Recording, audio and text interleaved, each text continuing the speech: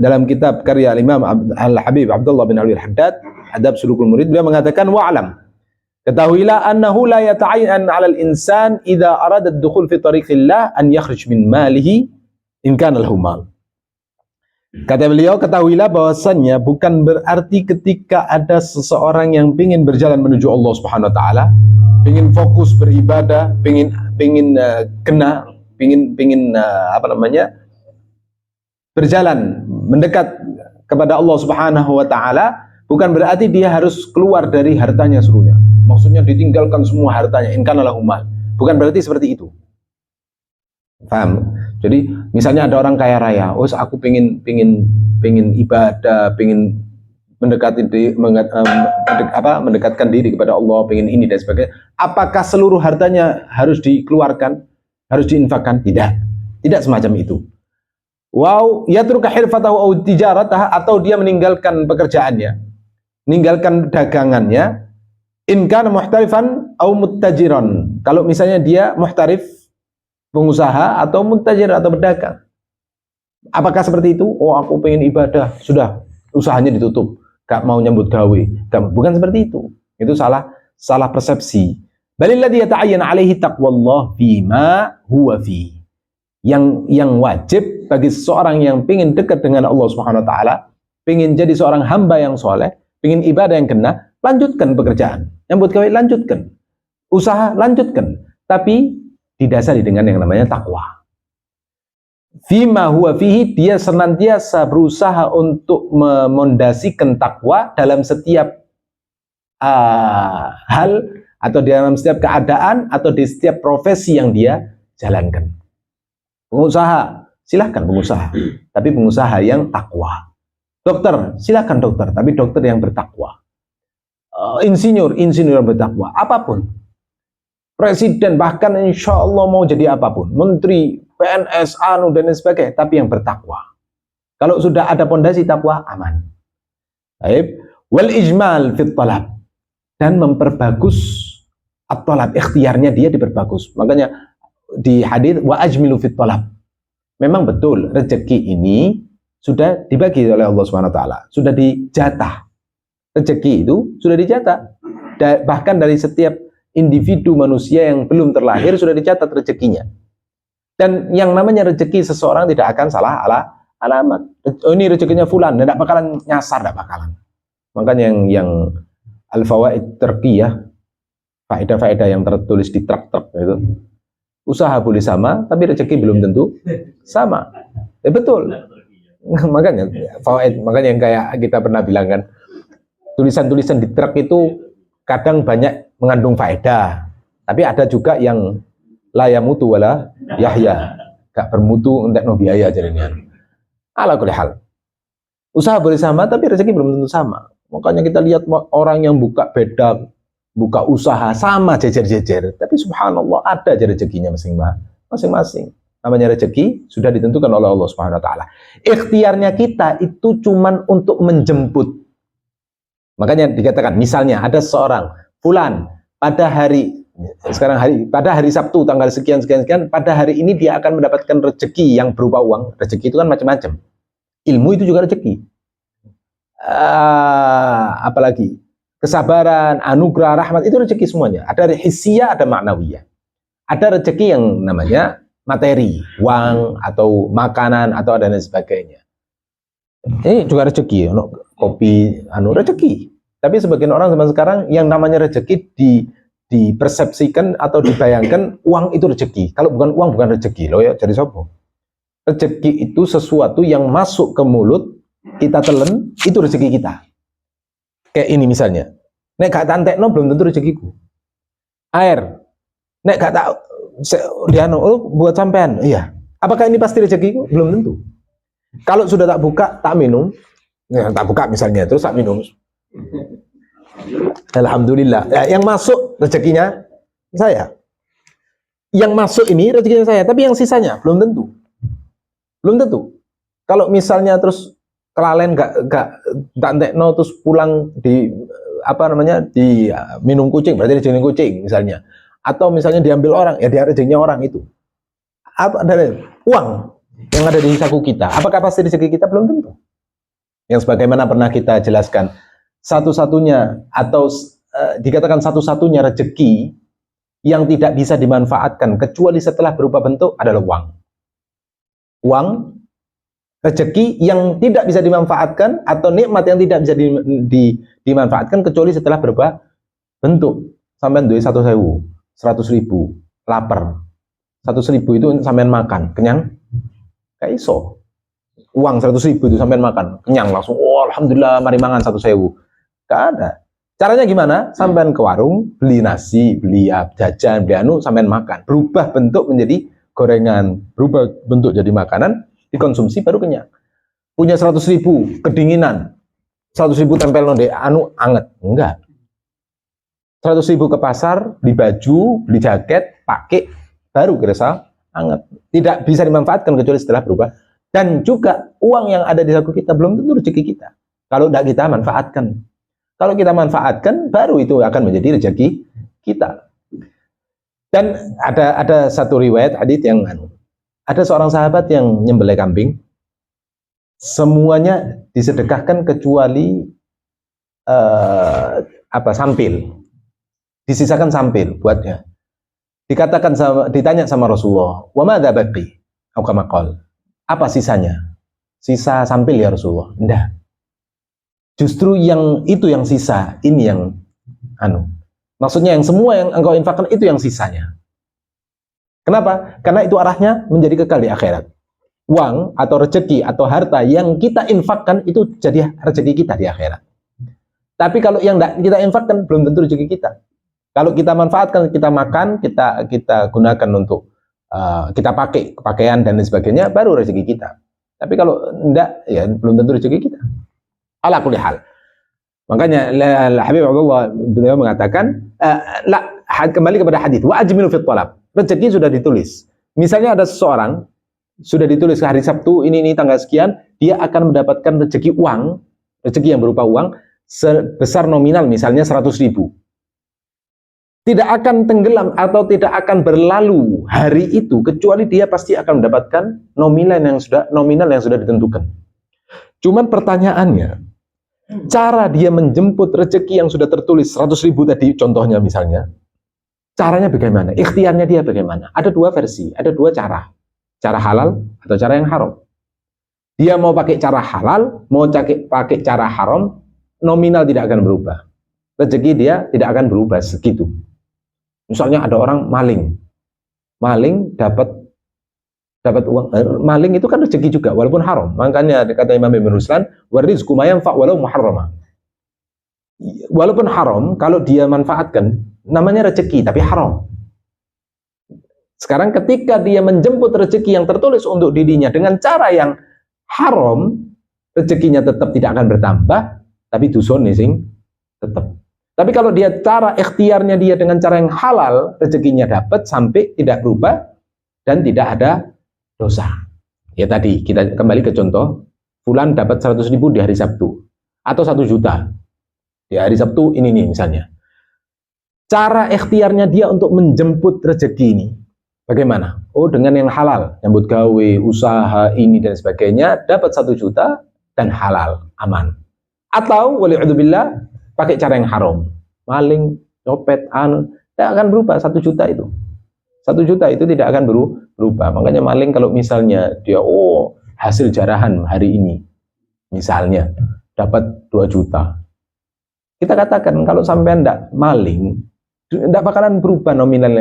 Kalau memang 2 juta itu rezekinya jenengan, sampean walaupun tidak maling, insya Allah tetap akan dapat 2 juta dengan cara yang lain. Nah, itu yang perlu makanya baginda Nabi SAW berkata, wa ajmilu fit talab. Ini yang dikutip, iktibas, dicuplik sama Al-Habib Abdullah bin Al-Haddad, beliau mengatakan, wal ijmal fit talab. Perbaguslah untuk mencarinya. Usaha yang bagus. Bihaitsu la yatruk fardhatan wala nafilan, juga tidak meninggalkan yang namanya fardu dan sunnah.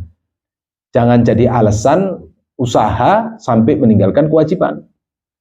Nyambut kau, buka petak dan sebagainya sampai lali sembahyang. Usaha sampai meninggalkan sholat 5 waktu dan lain sebagainya. Kayak ceritanya Apakah ada? Banyak.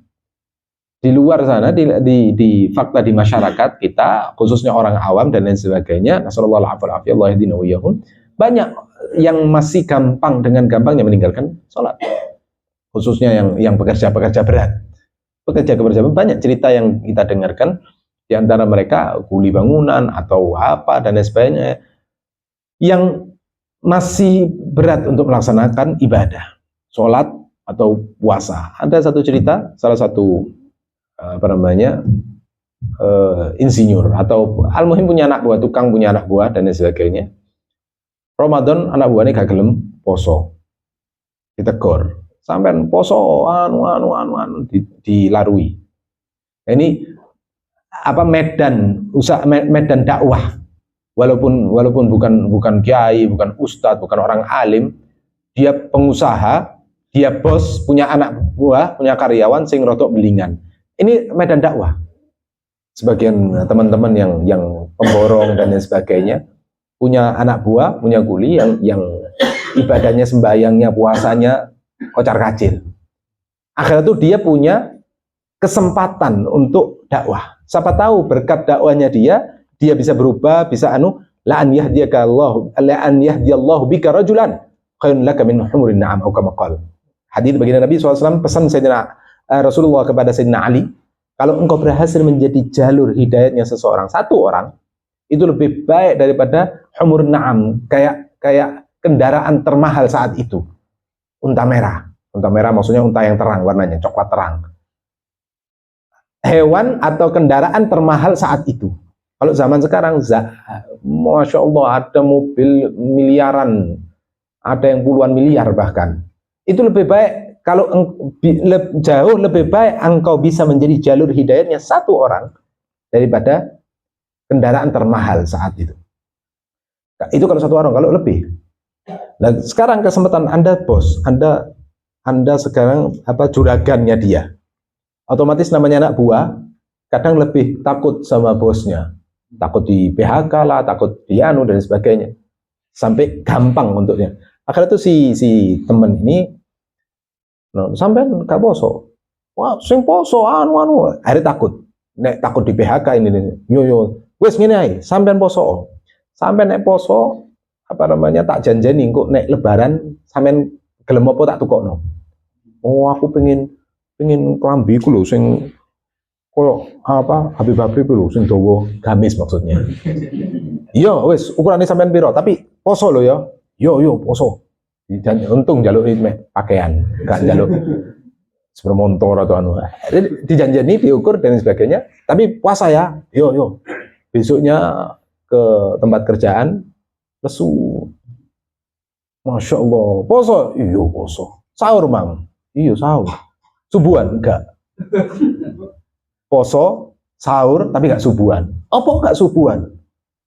Kunuti suwen. La haula wala quwata illa billah. Alasan yang sangat tidak masuk akal. Kunuti kesuwen. Gue sampean sembahyang gak usah kunut. Sudah. Kunut sunnah. Sembarang yang penting. Nah, ini segampang itu sebagian saudara-saudara kita umat Islam di luar, orang-orang awam dan lain sebagainya dalam melaksanakan ibadah. Bukan satu dua, contohnya banyak. Makanya gampang masalah kasus-kasus yang terjadi di negeri kita, masalah misionaris dan lain sebagainya. Banyak. Kenapa? Keimanan saudara-saudara kita di umat Islam di Indonesia khususnya ini terlalu tipis. Sangat tipis dan gampang digoyang. Digoyang karena beberapa faktor. Kemarin Al-Bagir membaca berita masalah perkembangan masjid sama perkembangan gereja di Indonesia. Dan popularitas orang umat Islam di Indonesia dari tahun sekian sampai tahun sekian berbeda. Misionaris banyak, suplai dana dari luar untuk program misionaris dan lain sebagainya banyak. Kok segampang itu? Ya karena kebodohan masyarakat akan ilmu agama dan ketipisan dan tarbiyah pendidikan orang tua kepada anak-anaknya mengenai agama. Karena yang diprioritaskan oleh orang-orang tua khususnya zaman sekarang ilmu umum, ijazah, titel, bukan ilmu agama. Nah, kenapa kok Islam, sekali lagi, kenapa kok Islam memerintahkan kepada orang tua untuk nyuruh anaknya sembahyang, sholat, ibadah ketika berusia 7 tahun, 7 tahun, kecil, 7 tahun. Orang tuanya wajib untuk memerintahkan mereka bersolat, melaksanakan sholat.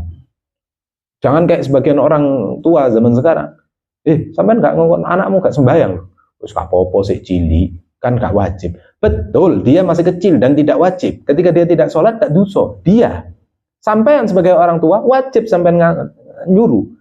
Kalau sampean nggak nyuruh ya sampean sing dosa. Arahnya nggak dosa. Ketika sudah beranjak 10 tahun, nggak gelem sembahyang, syariat memerintahkan untuk dipukul. Supaya apa? Tujuannya apa? Supaya dari semenjak dini, semenjak kecil, si anak ini sudah terlatih untuk tidak meninggalkan yang namanya kewajiban. Ini wajib sholat, urusan agama. Dari kecil sudah terlatih. Jadi ketika besar, dia tidak gampang untuk meninggalkan kewajiban. Nah, sekarang wis gerang-gerang, wis tuwek-tuwek, bahkan tidak tahu usianya tinggal menghitung hari dan lain sebagainya. Tapi masih gampang meninggalkan ibadah. Nasallallahu alaihi. Kesalahan berada di tarbiyah awaliyah. Tarbiyah pendidikan awal. Makanya kiai, ustadz, guru itu nanti mereka itu baru memegang seorang anak itu ketika anak itu berusia berapa tahun, 5 tahun atau lebih. Apalagi kiai-kiai kampung dan lain sebagainya, nanti usia 7 tahun baru dikasih kiai.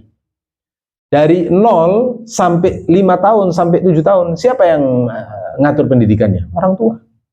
Orang tua berperan penting dalam pendidikan, khususnya ibu. Karena ibu yang lebih banyak interaksinya sama si anak. Makanya tidak salah ketika seorang penyair mengatakan al-ummu madrasatun idza a'adattaha a'adatta sya'ban thayyibal a'raqi. Karena ibu ini ibarat sekolahan, madrasahnya seorang anak. Kalau engkau persiapkan madrasah yang baik, maka secara otomatis engkau mempersiapkan generasi yang terbaik. Baik, ala kulli hal Allah yarzuqna wa iyyakum dzurriyyah shalihah ya rabbal alamin. Mudah-mudahan anak turunan yang soleh dan solehah. Usaha jangan sampai meninggalkan kewajiban atau sunnah. Wala yaqa fi muharram wala fudul. Jangan sampai menjerumuskan seseorang gara-gara alasan usaha sampai terjerumus pada yang haram. Kayak alasan sebagian orang zaman sekarang.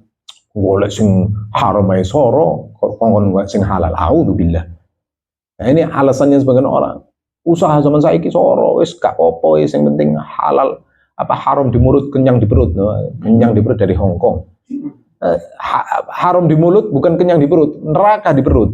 Wal'udzubillah. Kullu lahmin nabata min haram fannar aula bih. Atau kama qala. Setiap daging atau darah yang tumbuh dari makanan yang haram, maka api neraka yang lebih pantas untuknya. Nasallallahu alaihi wal afiyah. Wal atasul isti'ana bihi fi tariqillah. Yang tidak pantas untuk dijadikan sebagai pemacu dalam hal menuju Allah Subhanahu wa taala. Fa in 'alimal murid annahu la yastaqim qalbuhu wa la yaslam dinuhu illa bitajarrud 'anil mal. Kalau misalnya ada seorang murid yang dia tidak, kalau dia yakin bahwasanya hatinya tidak akan bisa istiqomah dan agamanya tidak akan bisa selamat, tidak akan bisa terjaga illa bitajarrud 'anil mal, kecuali dengan cara melepaskan diri secara keseluruhan dari harta benda, 'anil asbab al-battah, dari segala macam sebab, lazimahu dzalik, baru dia, anak ini kalau memang tidak meninggalkan usahanya, anak tidak bisa ibadah, tidak bisa ini. Nah, kalau di sini, kalau memang yakin semacam itu, boleh, silahkan. Kalau memang yakin. Tapi, fa in kana lahu azwaj aw aulad, tapi masalahnya, kalau misalnya dia punya tanggungan, istri, anak yang wajib dia nafkahi, tajibu nafaqatuhum wa qiswatuhum, lazimahul qiyam bidzalik wasa'yu lahu. Ini adalah kewajiban. Kalau sampean hidup sebatang kara, tidak ada sampean insya Allah. Kalau misalnya ada orang, kalau sampean hidup sebatang kara, tidak ada siapa-siapa, tidak ada tanggungan, sakarepmu katanya nyambut gawe, kata gak sakarepmu, tidak ada tanggungan. Kalau sampean, aku nak nyambut gawe gak iso ibadah, aku pengen fokus ibadah, sakarepmu. Masalahnya kalau ada orang yang punya tanggungan, punya keluarga, punya istri, punya anak dan sebagainya. Aku kata fokus ibadah, lah anak istri sampean kata pangane apa? Allah wa rasuluhu taraktu fihim Allah wa rasuluhu, kayak katanya Sayyidina Abu Bakar. Iku Sayyidina Abu Bakar, tingkat keimanannya, tingkat keyakinannya beda mbek jenengan. Sampean nek ya anu takwa nek gak ono duit ngersulo, ya kudu kelase. Nek Sayyidina Abu Bakar tingkat kayak Kanjeng Nabi bilang, Lau wuzina ma fi iman Abu Bakar bi iman annas au kama qol la rajahatuhum. Kalau keimanannya Sayyidina Abu Bakar ditimbang atau dibandingkan dengan imannya orang-orang, masih menang imannya Sayyidina Abu Bakar. Lain cerita, lain kelas. Kalau kita belum kelasnya, ya sudah, ikut tanggungan itu diperhatikan. Karena itu kewajiban nafkah wajib. Sampai nyambut gawe. Tujuannya apa? Golek nafkah anak bojo, ganjaran. Hatta ma taj'aluhu fi imra'atik. Sampai sesuatu yang engkau kasarane jejelno nang lambene bojone sampean, terlalu kasar. Sampai sesuatu yang engkau jadikan di mulutnya istrimu itu adalah sedekah. Tergolong ganjaran, ibadah. Ganjaran, sampean mengasih nafkah ke bojo, anak bojo, ganjaran. Ganjaran wajib lagi. Ganjaran wajib lebih afdal daripada sunnah. Sampean sedekah, sunnah, ambil ngasih nafkah, ganjaran lebih besar nafkah karena nafkah hukumnya wajib. Ala kulli hal. Fa in ajiza an dzalika ajzan ya'dhuruhu syara' faqad kharaja min al-haraj wa sallama min al-ithm. Tapi kalau misalnya dia memang udzur syar'i, dia memang tidak mampu, dia punya tanggungan, tapi dia memang betul-betul tidak mampu untuk memberikan nafkah, ya lain cerita. Ma'dzur. Wa alam ayyuhal murid annaka la taqdir ala mulazamati ta'ah wa mujanabati syahwat. Ketahuilah bahwasanya engkau tidak akan mampu untuk senantiasa kesinambungan dalam ketaatan dan mujanabati syahwat, menghindar suatu dari syahwat, wa irad anid dunya, dan berpaling dari dunia, illa bi an tastash'ir fi nafsika, kecuali dengan cara engkau merenungkan di dalam dirimu anna muddat baqa'ik, bahwasanya durasi engkau bertahan di dunia ini, di dunia ayyamun qalilah, cuman beberapa hari yang sedikit. 60 tahun sedikit dibandingkan dengan kehidupan di akhirat. Kehidupan di akhirat, satu hari kayak 1000 tahun mimma ta'uddun.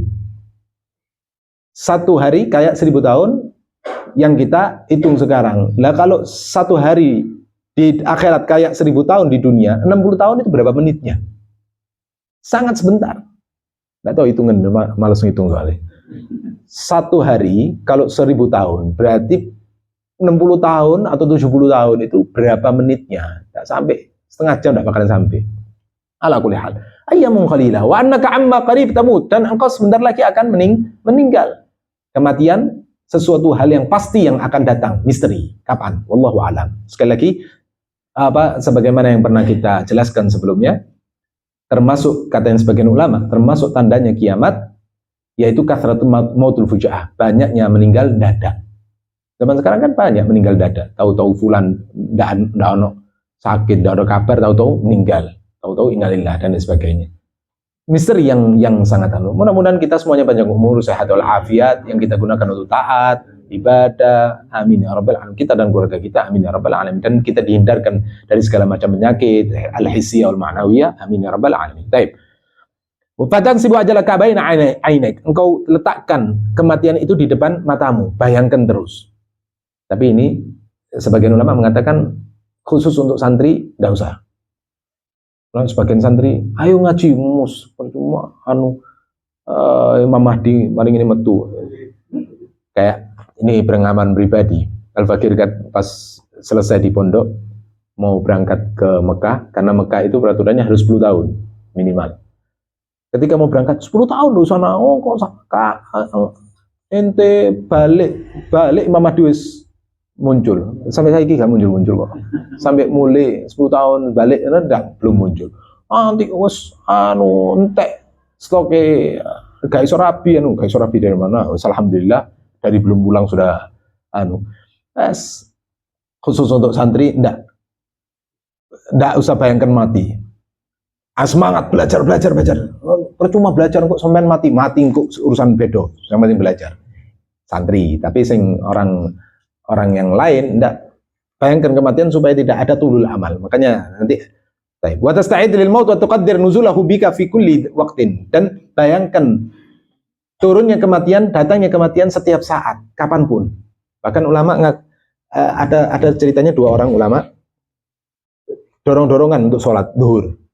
Sampean imam. Akhirnya itu yang satu bilang, wis sampean imamo, nanti asar aku sing imam. Marah temennya itu ketika mendengarkan omongan seperti itu, dia marah. Sampean yakin sampai asar hidup? Wallahi ana ndak, demi Allah aku tidak merasa atau tidak yakin. Kalau aku pribadi aku tidak yakin bahwasanya sampai asar nanti aku masih hidup. Cuman berapa, selisih 2 jam kira-kira. Di satu riwayat ke ulama lain salaf tadi atau baginda Nabi SAW makan, ketika aku ngasih puluhan, masukkan puluhan, aku tidak yakin bisa nelen sebelum aku kedatangan ajal. Singkat itu pikiran kematian, istighdarul maut. Baik. Fikul hal wa iyyaqautul amal, jangan sampai ada tul panjang angan-angan, fa innahu yamilu bika ila mahabbatid dunya. Tapi kalau kita kan ndak engko nek aku mantu putu, waduh mantu putu wis rabi sampean gurung. Bayangane engko nek aku mantu putu, aku pengen masyaallah. Wa iyyaqautul amal fa innahu yamilu bika ila mahabbatid dunya. Tulul amal, panjang angan-angan bisa memberikan kecondongan kepada mahabbah dunia, cinta dunia. Wa yuthaqqil 'alaika mulazamatu ta'ah, dan memberatkanmu untuk continue dalam ketaatan, wal iqbal 'ala ibadah, dan menghadap kepada ibadah, wa tajarrud li tariqil akhirat, dan fokus kepada akhirat, wa fi taqdir qurbil maut, atau membayangkan dekatnya kematian, wa qisrul muddal khair kulli. Fa 'alaika bihi waffaqana Allah wa iyyakum lima yuhibbu wa yarda ya rabbal alamin lana wa ahbabana وعلى كل من صالح يا رب العالمين. صلى الله على سيدنا محمد وعلى آله وصحبه الحمد لله رب العالمين.